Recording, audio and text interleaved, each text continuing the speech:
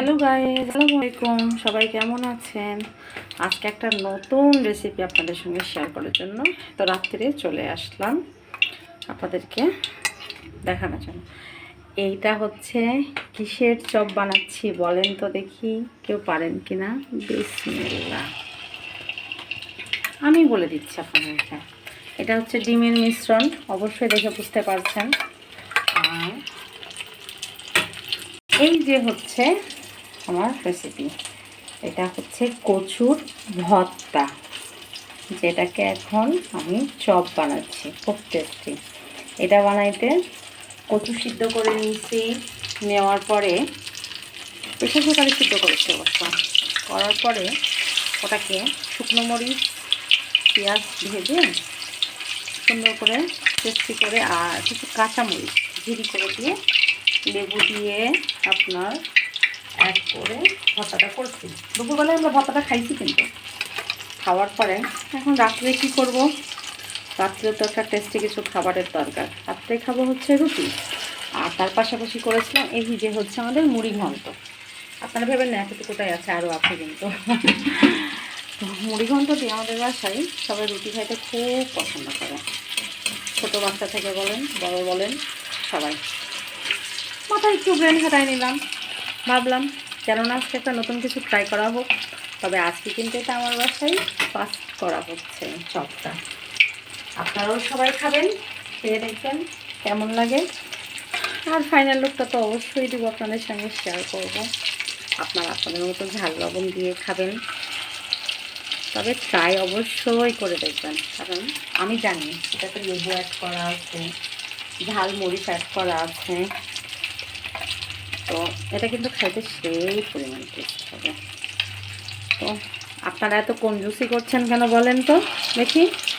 আপনারা আমার চ্যানেলটাকে সাবস্ক্রাইব করে দিচ্ছেন না, শুধু চোখে চোখে আমার ভিডিওগুলো দেখে দেখে চলে যাচ্ছেন, তাহলে কি হবে? বন্ধুর পাশে থাকা লাগবে না?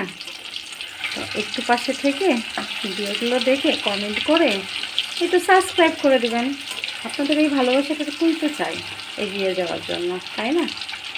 তো একটু পরে দেখাচ্ছি একটা তুলে কেমন লাগে, ঠিক আছে? ততক্ষণ আরেকটা কাজ সেরে নিই।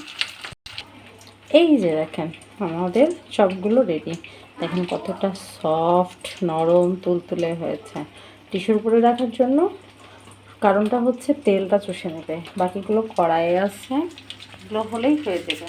আর এই যে আমাদের একদম পারফেক্ট সব কিছু, ঠিক আছে? এখন এটা দিয়ে রুটি বানাবো ফুলকো ফুলকো, সেটা আপনাদের সঙ্গে শেয়ার করব, ঠিক আছে? তো এই চপটা কিন্তু অবশ্যই বাসায় ট্রাই করে একবার হলো দেখবেন। আর বেশি ডিমের জন্য, মানে ডিমের ভিতরে চুবড়িয়ে করা হচ্ছে, তো যার জন্য কিন্তু ফেনা হচ্ছে, ঠিক আছে?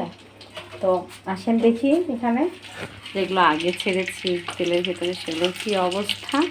আমি একটু লো হিটে দিয়ে করছি, কিন্তু এখন আস্তে করে হিটটা একটু বাড়িয়ে দেবো, কারণ এদিকে অনেকগুলো রুটি বানাতে হবে সবার জন্য।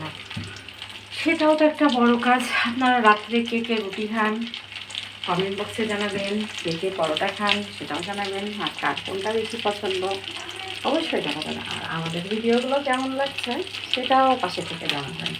আপনাদের কমেন্টের অপেক্ষায় থাকি তো আমি সবসময় চেক করি কমেন্ট বক্সে কোনো আপু ভাইয়া কমেন্ট করেছে কি না।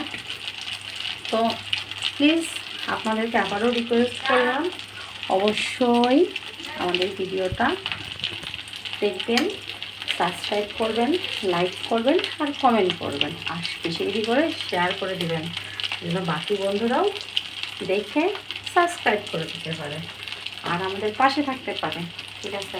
তো আমাদের ভিডিওটা কার কেমন ভালো লাগলো অবশ্যই জানাবেন আমাদেরকে, ঠিক আছে?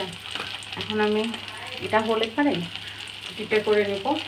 তো রাত হয়ে যাচ্ছে অনেক বেশি, দুপুরে যেটাই খাই না কেন রাত্রে রুটিটা খাবার চেষ্টা করি, কারণ একটু ডায়েটের দরকার। আর ভালো থাকতে হলে, সুস্থ থাকতে হলে তো একটু কষ্ট করাই লাগবে, কি বলেন, তাই না? তো রুটিটা আমি বেশ কিছুদিন থেকেই খাচ্ছি, কারণ আমি একটু অসুস্থ হয়ে পড়েছি। আমার বাসা থেকে অসুখ যেন যেতেই চাচ্ছে না।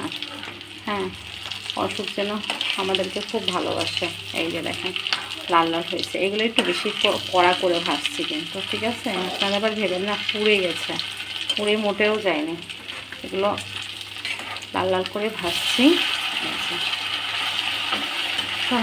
এটা হলেই হয়ে যাবে আমার। তারপরে দিব রুটির ভিডিও, ঠিক আছে? এই যে দেখেন গোল গোল ছোট ছোট রুটি, ঠিক আছে? এত আওয়াজ হচ্ছে কিসের এটা আবার ভেবেন না, আমি নিচে ফ্যান ছেড়েছি কারণ প্রচণ্ড মশা জ্বালাচ্ছে, বৃষ্টি হচ্ছে তো সেই জন্য। আমাদের রুটি কিন্তু খুব পাতলা পাতলা হয়। ফার্স্ট রুটিটাই আপনার সঙ্গে শেয়ার করা হচ্ছে, মনে করেন না মিথ্যা কথা বলছি। দেখেন তাওয়াও দেখাই দেওয়া হচ্ছে, ফাঁকা আছে।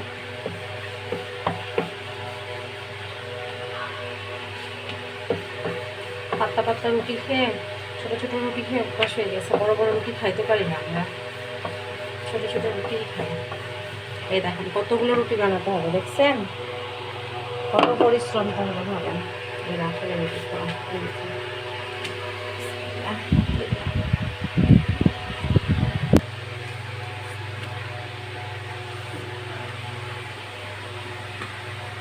আমি বেলনাতে বেলতে বেলতে রুটি শিখি।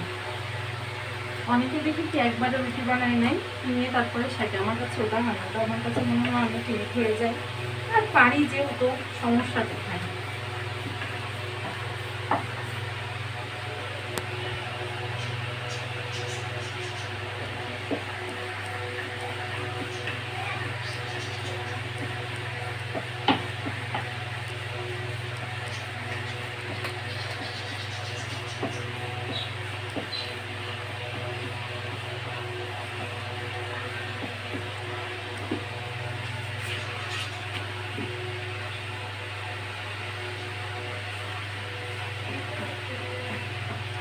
আমার রুটিগুলো কিন্তু আলহামদুলিল্লাহ সুন্দর হয়ে ফুলে খেয়েছে, বুঝছেন? 5 রুটি চলে গেল, এখন 2টি রুটি চলে আসবে। এই যে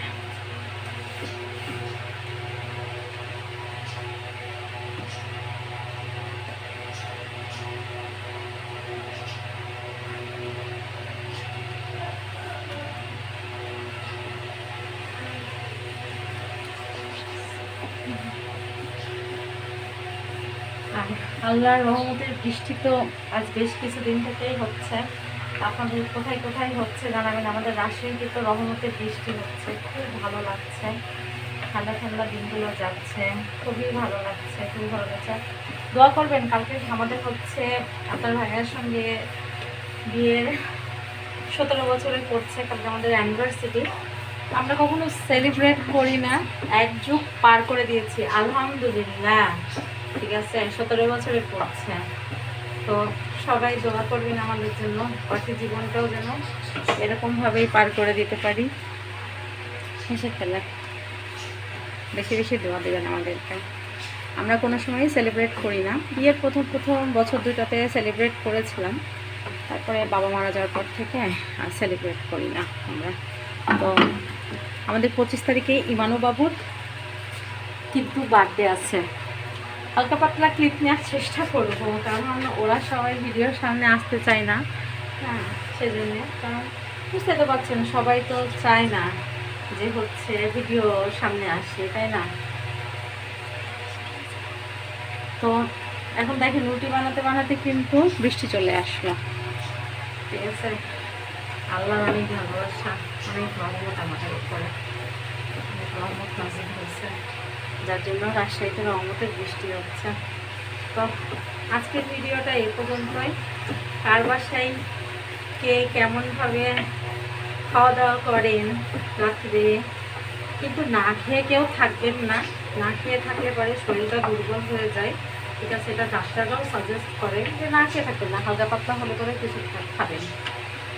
তো সবাই ভালো থাকবেন, দোয়া করবেন আমাদের জন্য বেশি বেশি করে। আসসালামু আলাইকুম।